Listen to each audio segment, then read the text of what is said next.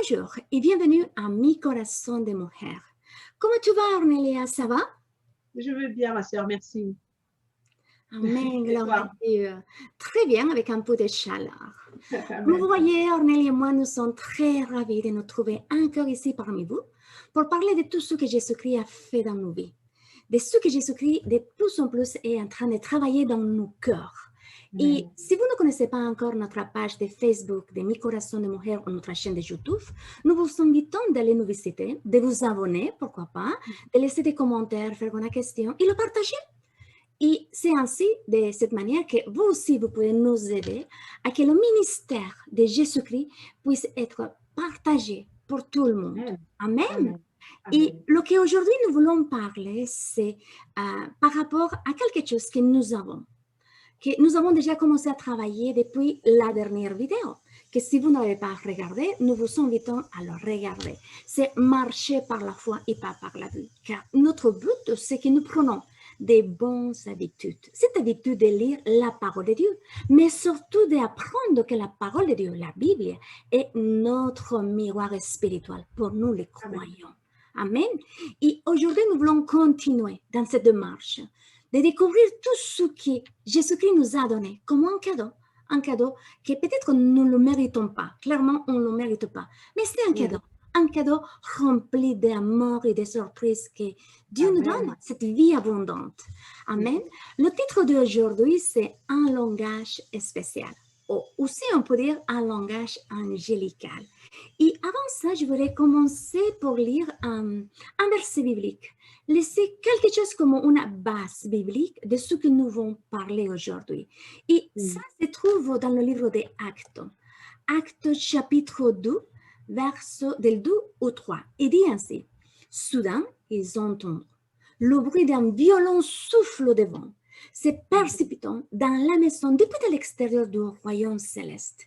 Le rugissement du vent était si accablant que c'était tout ce que tout le monde pouvait supporter. Et en même temps, une colonne de feu apparut sur leurs yeux. Ils se séparaient en langues de feu qui ont englouti chacun d'entre eux. Ma chère Ornelia, comment est-ce que tu as commencé à parler en langue? C'est-à-dire que j'avais tellement soif de Dieu, le fait de voir certaines personnes dans des églises ou parfois à la télévision, lors des conférences que je suivais, parler en langue, je me posais la question pourquoi moi je ne parlais pas en langue. Et donc j'ai entendu dire que ce n'était pas réservé à tout le monde, ce n'était pas donné à tout le monde de parler en langue. Parfois, dans certaines églises, on interdisait de parler en langue sous prétexte que les démons se cachaient derrière. Et donc, dans l'église où j'ai grandi, je n'ai pas eu cette possibilité qu'on puisse prier pour moi, pour recevoir le baptême du Saint-Esprit. Alors, avec la soif que j'avais, je me suis simplement, j'ai pris le temps de chercher le Seigneur, j'ai crié à Dieu. Un soir, je cherchais vraiment le Seigneur dans la louange, l'adoration, et j'ai crié à Dieu pour être baptisé du Saint-Esprit. Et c'est à ce moment-là, pendant que je louais, que j'adorais le Seigneur, j'ai ressenti une chaleur descendre sur moi. J'étais totalement enveloppée. Et puis, de ma bouche est sorti un son que je ne comprenais pas. Et je continuais à laisser ma bouche ouverte, à parler. Et puis, finalement, ça a duré au moins 1 heure. J'étais comme ivre à la fin. Et c'était vraiment extraordinaire. Et puis, depuis, je persévère toujours pour grandir dans ce langage parce que ce n'est pas quelque chose d'acquis. Il faut continuer à le travailler pour que ça se développe. Wow, c'est merveilleux de savoir comment Dieu est créatif, que Dieu donne de toute manière, de toute forme, une langue qui vient directement de lui. Amen. Et est-ce que tu penses que tout le monde peut parler en langue? C'est-à-dire que quand on lit le verset Marc 16, verset 17, il est écrit, je lis la parole, « Voici les miracles qui accompagneront ceux qui auront cru. En mon nom, ils chasseront les démons, ils parleront de nouvelles langues. » Donc, nous lisons dans ce verset qu'il faut d'abord croire en Jésus-Christ. Donc, la question est non, tout le monde ne peut pas parler en langue, c'est réservé à tout croyant en Jésus-Christ. Le parler en langue a pour but de nous faire grandir spirituellement. Dans 1 Corinthiens 14, versets 2 et 4, il est écrit que, en effet, celui qui parle en langue ne parle pas aux hommes, mais à Dieu. Parce que c'est en esprit qu'il dit des mystères. Parce que personne ne le comprend. Au verset 4, il est écrit que celui qui parle en langue s'édifie lui-même. Et donc, dans 1 Corinthiens 13, verset 1, il est écrit, je lis la parole, « Quand je parlerai les langues des hommes et des anges, si je n'ai pas la charité, je suis un airain qui résonne ou une cymbale qui retentit. » Donc, dans ce passage, nous voyons qu'il est question de deux types de langues. Il y a les langues des hommes et les langues des anges. Donc, les langues des hommes, ce sont des langues qui ont été parlées ou qui sont parlées sur la terre. Par exemple, il peut arriver qu'on prie en langue en public, certaines personnes vont nous entendre dans leur langue maternelle. Oui, c'est vrai. Oui, et d'ailleurs, on en parle aussi dans Acte, je pense que c'est Acte 2, Acte 2, je crois, verset 4 à 12, on en parle aussi là-dedans. Et donc, la langue des anges, ce sont des langues célestes. Donc, un croyant baptisé du Saint-Esprit peut en effet prier les langues des anges. Donc, parler en langue, ça vient en fait, donc ça vient avec le baptême du Saint-Esprit, c'est ce qui s'est passé pour moi en tout cas, ça vient avec le baptême du Saint-Esprit, et en outre le parler en langue, il y a d'autres dons qui accompagnent ce baptême. Donc, il y a la parole de sagesse, il y a la parole de connaissance, il y a la foi, il y a la prophétie, il y a également le discernement des esprits, le don des miracles, le don de guérison, et également l'interprétation des langues. Donc, c'est cité dans 1 Corinthiens 12, versets 8 à 10. Bon, pour le moment, je n'exploite pas encore tous ces dons. Une partie, je prie le Seigneur qu'il me remplisse davantage. Donc, tous ces dons ont pour but de favoriser notre croissance spirituelle. Et bien évidemment, notre ennemi, Satan, il n'aime pas du tout qu'on parle en langue parce qu'effectivement, le diable, il nous combat durement contre ce don.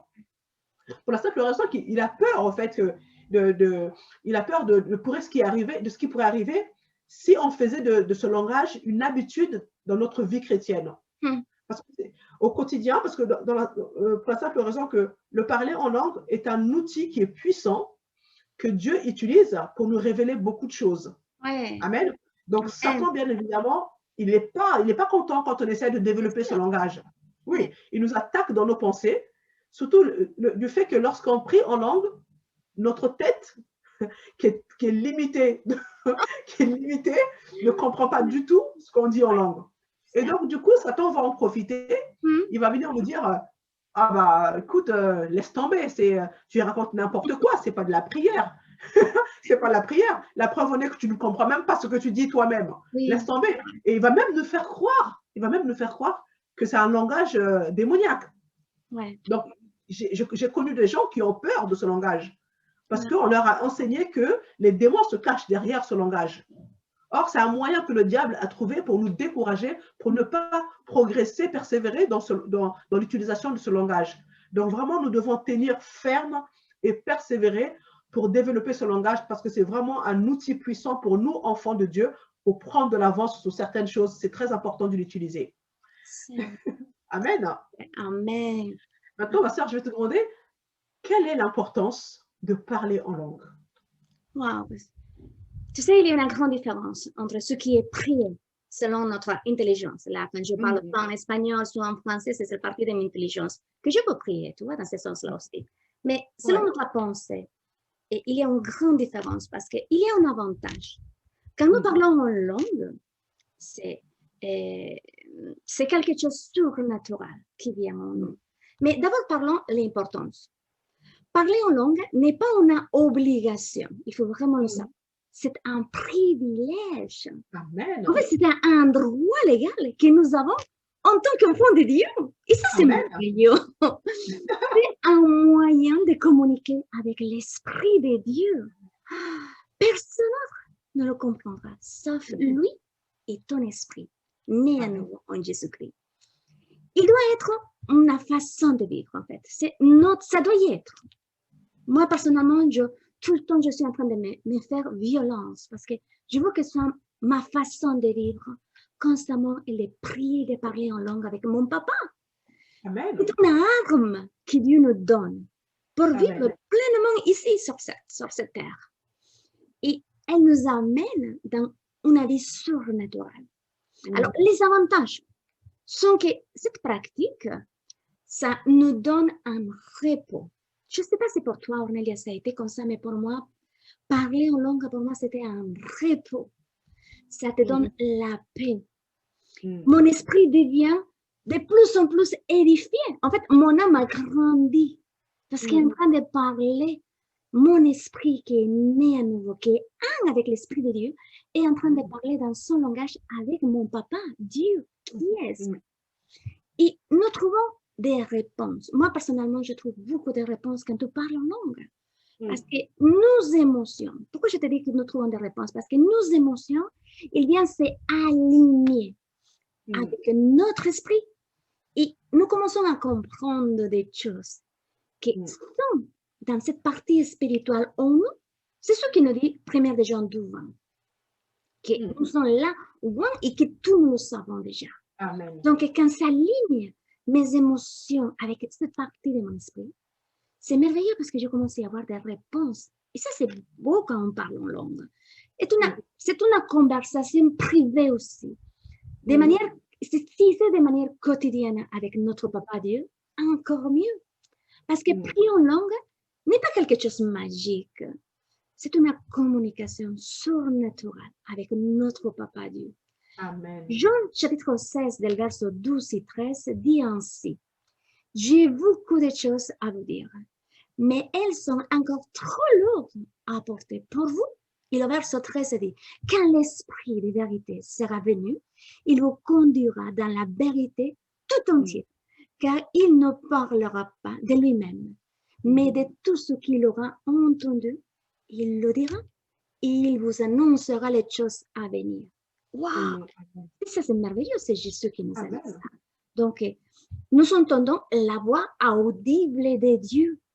Et l'esprit de l'homme a une voix. Et nous devons comprendre vraiment cela. L'onction de Dieu dans notre esprit nous fait parler par cette voix. Il y a une langue commune dans l'esprit de l'homme. Ce n'est pas le français, je t'assure. Ce n'est pas l'espagnol, ni l'anglais, ni l'allemand, ni le japonais, ce que tu veux. Il n'y a aucune langue sur terre. Pourquoi?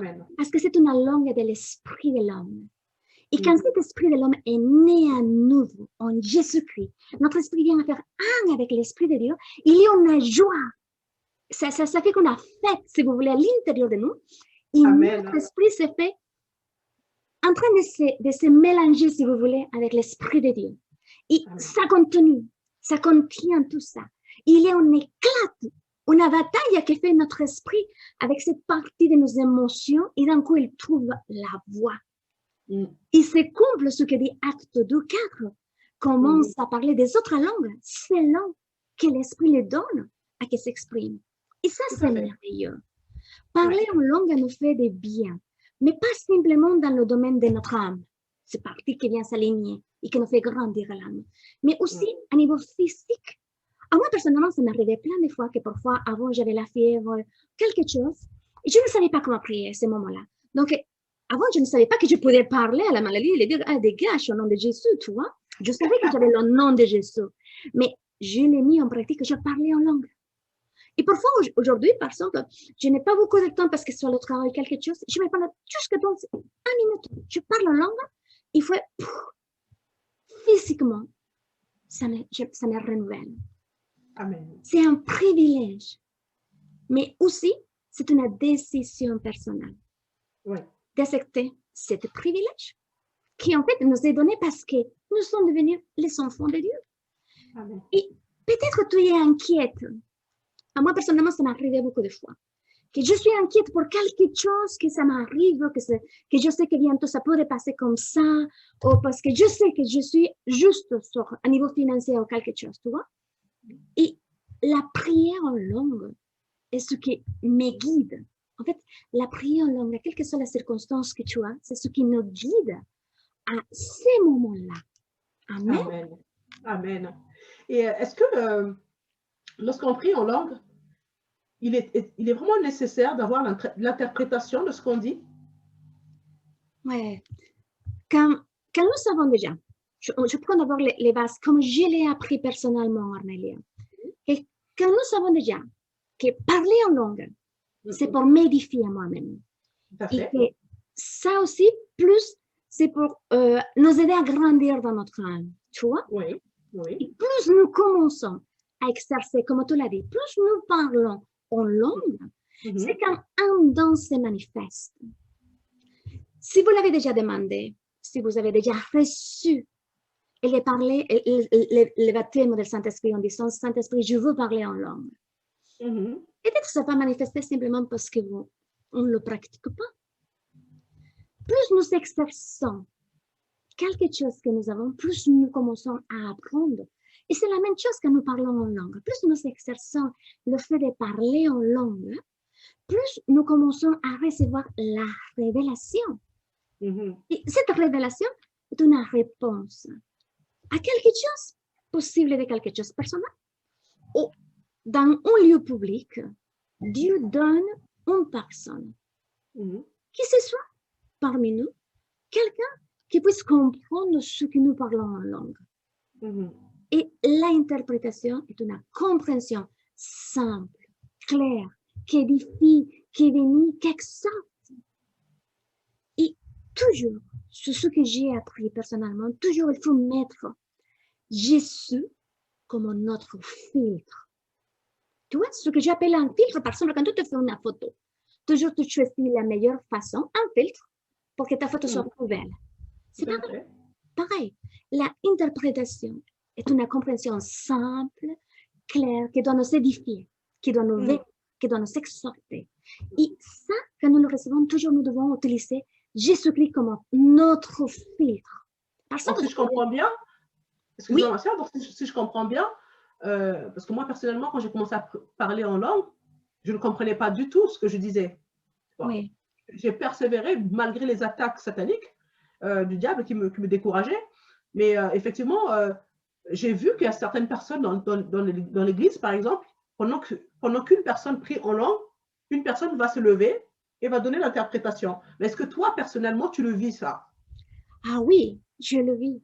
Et c'est merveilleux de savoir, parce que c'est quelque chose que j'ai décidé croire en tout ce qui est écrit dans la parole de Dieu.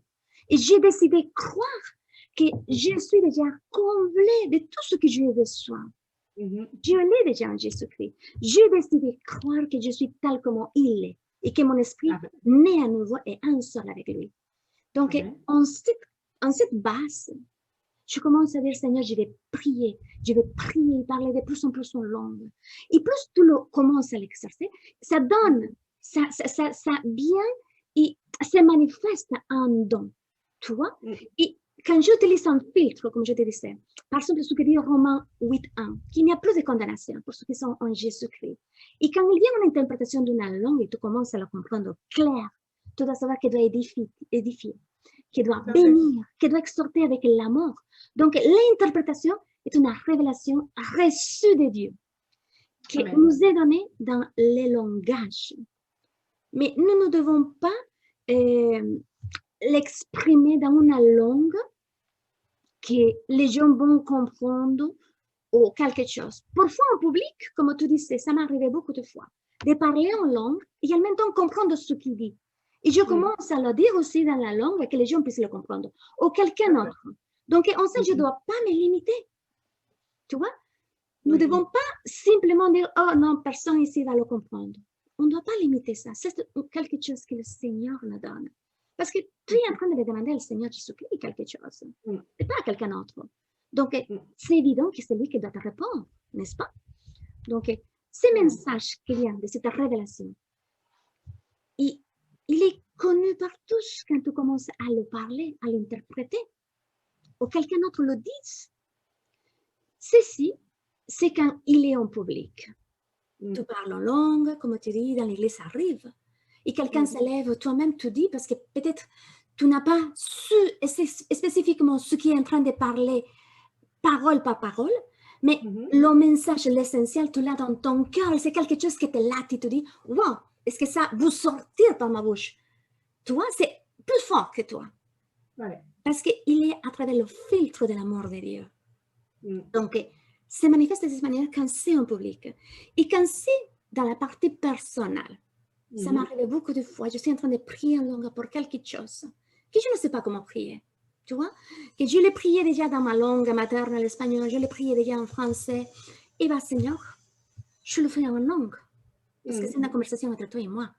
Et beaucoup de fois, en fait, je n'avais pas la réponse parce que mes émotions n'étaient pas alignées avec mon esprit.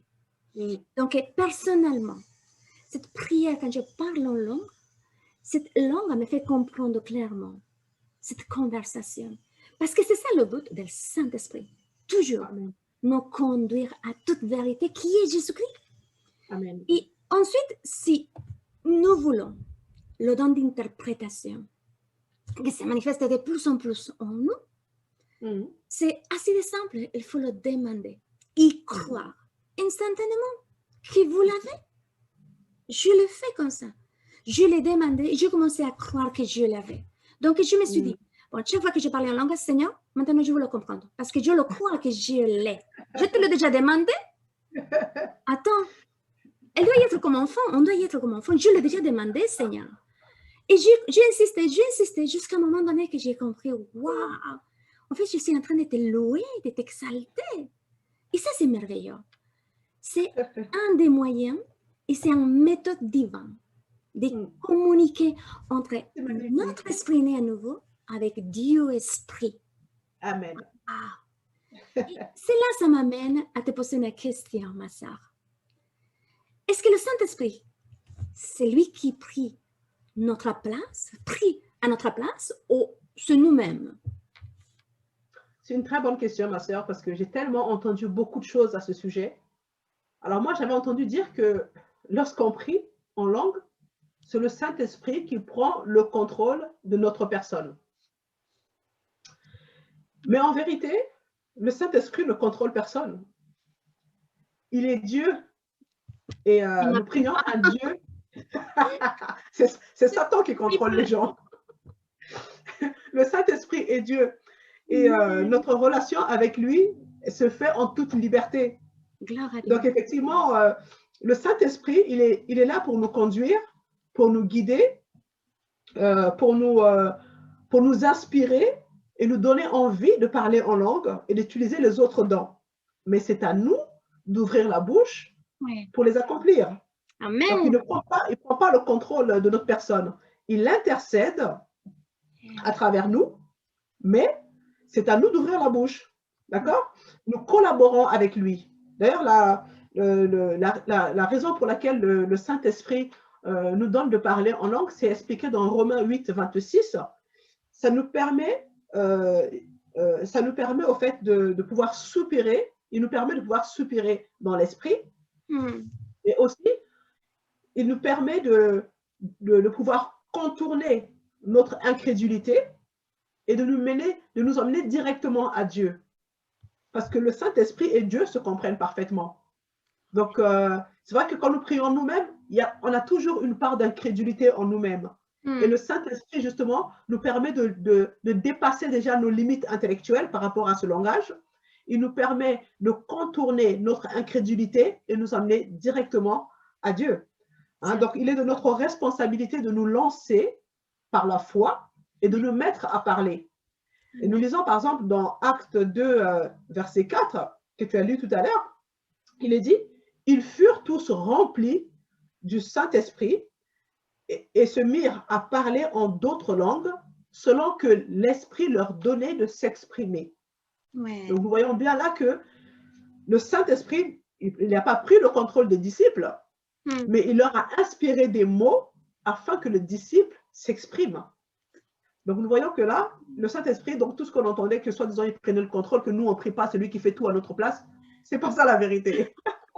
Donc, mais c'est vrai qu'il faut reconnaître que ce n'est pas une chose facile. Surtout quand notre intelligence n'est pas renouvelée, c'est un véritable combat. Certes. Parce que notre tête, quand on prie avec notre langue maternelle, par exemple le français, l'espagnol et tout ça, on comprend ce qu'on dit. On parle selon notre logique, on parle selon notre intelligence, selon notre connaissance, qui bien sûr est limitée. Mais quand nous parlons, en esprit, là, effectivement, on ne comprend pas. Donc, c'est à nous, au fait, on doit vraiment s'abandonner. On doit laisser vraiment le Saint-Esprit nous conduire, nous guider. Mais ce que je voulais souligner à ce niveau, c'est que je voulais souligner l'importance de renouveler notre intelligence. Ça, c'est très important. Parce que sinon, on ne va pas y arriver. On va commencer à prier en langue, on va se décourager parce qu'on ne comprend pas. La tête ne comprend pas. Donc, la clé, c'est vraiment le renouvellement de l'intelligence. C'est primordial. Si on veut vraiment grandir dans ce langage, c'est important de dépasser nos limites intellectuelles.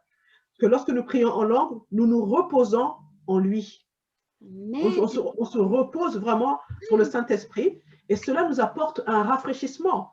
Parce qu'il y a des moments où on n'a vraiment pas, on manque d'inspiration, on n'a pas envie de prier parce qu'on traverse un moment, une situation physiquement difficile, un moment où nous sommes accablés. Donc, l'envie de prier, voilà, on n'a simplement pas envie de prier, quoi. Et là, franchement, c'est à ce moment-là que le langage angélique est très intéressant parce que notre ami fidèle, le précieux Saint-Esprit, va nous aider à travers ce langage, car dans 1 Corinthiens 2,16, il est écrit que nous avons la pensée de Christ. Donc, et voilà. Et puis, nous avons reçu l'onction de la part de celui qui est saint et que notre esprit possède toute la connaissance. 1 Jean 2,20. Notre nouvelle nature se renouvelle en vue d'une pleine connaissance selon l'image de celui qui nous a créés. Donc, Colossiens 3,10. Donc, nous voyons là qu'avec la pensée de Christ, avec notre esprit qui possède toute la connaissance spirituelle et notre intelligence qui se renouvelle à l'image de celui qui nous a créés, et bien, en fait, quand on veut prier en langue, ben, c'est beaucoup plus facile de prier selon la volonté de Dieu. Oui. Pour nous-mêmes et pour les autres. Parce que même en priant en langue, on peut prier pour les autres sans le vouloir. Hein, le Saint-Esprit intercède pour les autres au travers de nous. Donc, lorsque nous prions en langue, nous parlons la sagesse cachée de Dieu. C'est ce que j'ai découvert dans 1 Corinthiens 2, versets 6 à 7 que je vais lire. Cependant, c'est une sagesse que nous prêchons parmi les parfaits, sagesse qui n'est pas de ce siècle, ni des chefs de ce siècle qui vont être anéantis. Nous prêchons la sagesse de Dieu, mystérieuse et cachée, que Dieu, avant les siècles, avait destinée pour notre gloire. Donc, c'est magnifique. Amen. Donc, dans notre esprit qui est né de nouveau, qui possède toutes choses, nous aide par cette prière-là de pouvoir prier la volonté parfaite de Dieu. Et c'est vraiment très, très intéressant de développer vraiment cet outil. Il ne faut vraiment pas négliger ça. C'est sûr que c'est une bataille, mais quand on persévère, le Saint-Esprit nous aide. Voilà pourquoi j'aimerais te poser aussi la question, ma sœur, c'est que pour quelle raison, selon toi, ce sujet est tellement controversé? Tu sais, nous savons déjà que parler en langue, c'est un bénéfice pour nous-mêmes. Et aussi pour l'Église, pour le corps de Christ, quand il y a quelqu'un qui l'interprète quand c'est de manière publique. Amen. Et c'est triste que certaines personnes ont mal compris ce qui est écrit en 1 Corinthiens 12, del verset 29 et 30. Et d'un coup, ils disent, tout le monde ne devrait pas parler en langue. Alors que Marc 16, 17 nous dit le contraire.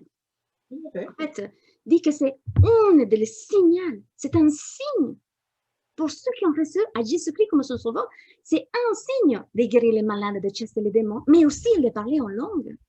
Donc, personnellement, je crois que ce qu'a dit Jésus-Christ, c'est puissant. Se trouve en Marc 7, 13. Et il a dit qu'en fait, que nous annulons la parole de Dieu pour nos traditions. Et cette tradition, on l'a transmise dans l'Église depuis des générations, des années. Et Jésus a dit, bah, et vous faites bien des autres choses que de ce même genre. En fait, c'est pas mal. Tout fait annuler la tradition, les croyances et toutes ces choses-là. Cette théologie humaine, beaucoup de choses à annuler la parole de Dieu. Lorsque nous ignorons le but de quelque chose, nous annulons les bénéfices. Et ça, c'est triste. Et nous abusons de cet avantage. Et nous n'acceptons pas cet bénéfice merveilleux. Parce que c'est partie du cadeau de la grâce. Et c'est triste parce que les mauvais enseignements, ce qui fait réjouir le diable, que les enfants de Dieu ne comprennent pas, qui ne l'utilisent pas, qui ne l'acceptent pas. Et le seul problème, c'est que nous ne le demandons pas. Et si nous le demandons, nous ne pensons pas que nous l'ayons. Et donc, n'ouvrons pas notre bouche, comme tu as dit tout à l'heure, pour laisser sortir le son. Parce que notre esprit, il est un son, il est un bruit. Et nous ne laissons pas sortir, nous n'ouvrons pas cette bouche. Nous doutons de ce qui vient de Dieu. Et encore une fois, je le dis, si tu as commencé à prier, et tu sais que ta prière, tu es en train de faire une demande, quelque chose, tu es en train de le demander à Saint-Esprit, ou à Papa Dieu, ou à Jésus-Christ, ou au Dieu, ou à Saint-Esprit, comme je te disais. Tu es déjà en train de demander à un de les trois, tu es en train de parler à Dieu. Il est évident que c'est lui qui va te donner une réponse, pas quelqu'un d'autre. Tu comprends? C'est quand, par exemple, je viens devant un professeur, on va dire mon professeur de français, qu'elle doit m'aider à améliorer ma phonétique en français. Et d'un coup, je sais que j'ai un professeur de français et je lui demande ma question à un professeur de français. C'est évident que c'est lui qui me va apprendre, pas celui qui va m'apprendre la mathématique. C'est normal. Donc, je dois croire que je suis en train de le demander à mon papa Dieu. Et je attends la réponse parce que je sais que c'est lui qui va me répondre. Il ne va pas me laisser sans réponse. Donc, si nous l'avons demandé à lui, nous devons attendre et persister en ça. Personne d'autre va nous répondre en son nom. Ça, c'est ce qu'on doit comprendre. Je le demande à Papa Dieu, à Saint-Esprit. Il n'y a pas personne d'autre. Soit Jésus-Christ, soit Papa Dieu, soit le Saint-Esprit. Un d'eux, il va nous répondre. Parce que c'est le même et unique Dieu. Ce n'est pas quelqu'un d'autre qui va répondre en son nom. C'est ça important de comprendre. Nous devons simplement croire que lorsque nous recevons à Jésus-Christ comme notre sauveur, nous savons déjà qu'il n'y a rien de tout eu de différence dans notre corps. Ça n'a pas passé rien. Mais à l'intérieur de nous, notre esprit a changé. Il est devenu complètement nouveau, instantanément. Il y a un changement. Et c'est de la même façon que nous demandons d'être baptisés par le Saint-Esprit. Nous devons le croire et nous devons l'accepter. C'est un avantage que prier en langue, c'est un bénéfice. Et nous pourrons perdre beaucoup de temps parce que nous laissons envahir ou envelopper pour ce qui dit notre pensée, comme tu avais dit déjà plein de fois. Et d'un coup, nous entendons notre pensée qui dit « Ah non, tu as tout dit des bêtises, hein, c'est pas toi qui parles. » Attends, mais on perd de temps en écoutant tout ça. Parce qu'encore une fois, tu es en train de taper la porte à ton papa Dieu. Donc, tu dois attendre que ce soit lui. Personne d'autre en son nom va te répondre. Parce que c'est ça Dieu. C'est ça l'amour de Dieu. Donc, la controverse, c'est parce qu'il n'explique pas le but de parler en langue. C'est ce qui nous donne la paix quand nous parlons en langue. Le repos, une réponse aligne nos émotions avec ce que Dieu nous dit à travers sa parole. Nous avons la compréhension des choses. Et bien plus encore, nous commençons à vivre une vie abondante. Et c'est triste parce que nous ne comprenons pas, ces personnes-là ne comprennent pas la nature éternelle et divine de notre Dieu qui est invisible. Dieu est invisible. Dieu est esprit. Qui vit aussi à travers nous, qui vit en Jésus-Christ, l'Esprit de Christ vit en nous. Et ensuite, il y a l'autre problème. Ça, c'est le premier problème. Il n'a pas un bon enseignement. Et l'enseignement, il est mal parce qu'il ne comprend pas le but. Et ensuite, il y a le deuxième problème. ne l'interprète pas mal. C'est personnellement quelque chose que j'ai appris. Il n'y a rien de mal à avoir des expériences avec Dieu. Mais souvent, nous nous laissons absorber dans le phénomène de Dieu et non dans Dieu lui-même. Et ça, c'est triste. Parce que notre but et notre regard, il doit toujours être fixé en Jésus-Christ. C'est de lui qui vient notre foi. Donc, l'Esprit Saint, il est pouvoir, il est puissance. C'est une manifestation de douceur, d'amour, de tendresse. Parce que c'est la puissance de l'Esprit de Dieu. Et ça, c'est merveilleux. Merci ma sœur pour ces explications, c'était magnifique. Mes amis, nous espérons que vous avez été bénis par ce sujet. Si vous êtes croyant en Christ, alors nous vous encourageons à persévérer dans le développement de ce langage angélique, car non seulement le diable ne comprend pas ce que vous dites, ça vous permet de prendre de l'avance sur lui. C'est important pour nous de prendre de l'avance sur lui, et c'est aussi un puissant outil pour nous édifier personnellement et prier personnellement selon la sagesse parfaite, la sagesse cachée de Dieu qui se trouve dans notre esprit né de nouveau.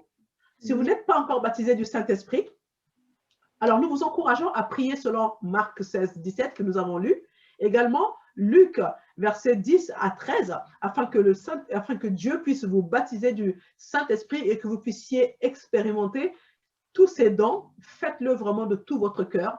On peut vous imposer les mains pour recevoir le baptême du Saint-Esprit, mais vous pouvez aussi vous-même crier à Dieu.